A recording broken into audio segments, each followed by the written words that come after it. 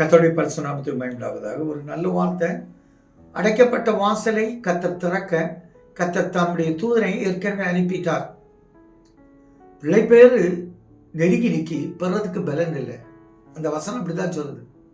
நமக்கு ஒரு நன்மை கிடைப்பதற்கு வாசல் பக்கத்துல வந்துட்டான். அந்த நன்மையை பெற்றுக்கொள்ள பலனற்று இருக்கிறோம், திடனற்று இருக்கிறோம், சோர்ந்து போய் இருக்கிறீங்க. கர்த்தர் அதை மாற்றுகிறார், அந்த சிறையிருப்பை மாற்றுகிறார். வாசிப்போம். ஏசாயா 37 அதிகாரம் 3வது வசனம் பாருங்க. இவர்கள் அவனை நோக்கி, இந்த நாள் நெருக்கமும் கண்டிதமும் தூஷணமும் அனுபவிக்கிற நாள்.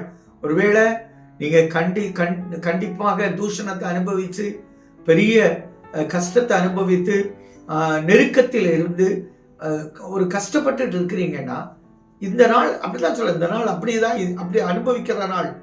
அதான் சொல்றாரு, பிள்ளை பேர் நோக்கி இருக்கு, பரவோ பலன் இல்லை.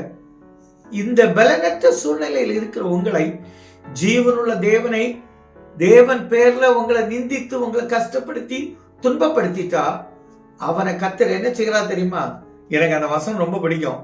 அவரு அந்த நெருக்கத்திலிருந்து விடுவிக்க அவர் சொல்றார், உன்னை அவமானப்படுத்தின மூக்குக்குள்ள நான் தொராட விட்டு நான் இழுத்துருவேங்கிறார்.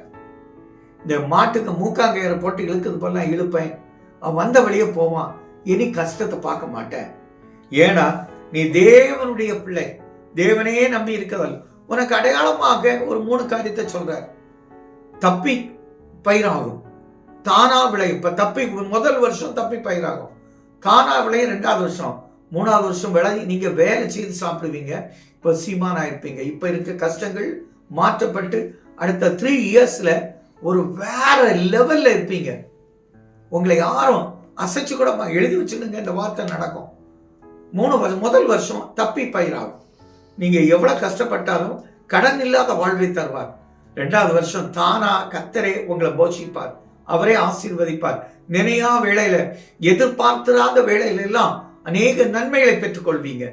அப்படி உங்களை ஆசீர்வதித்து ஆண்டவர் வழி நடத்துவார். எங்கள் நல்ல தகப்பனே, ஆண்டவரே, இந்த அதிசயம் எங்க வாழ்க்கையில நடக்க, இந்த தூஷணம், நெருக்கம், ஆண்டவரே, அவமானங்கள் எல்லாம் மாற்றப்பட்டு நாங்கள் உயர்த்தப்பட, அடைக்கப்பட்ட வாசல் திறக்கப்பட்டு அந்த வாசலுக்குள் பிரவேசித்து புதையலை பெற்றுக்கொள்ள தேவன் கிருபை கொடுத்து நன்மை செய்யும் நல்ல பிதாவே.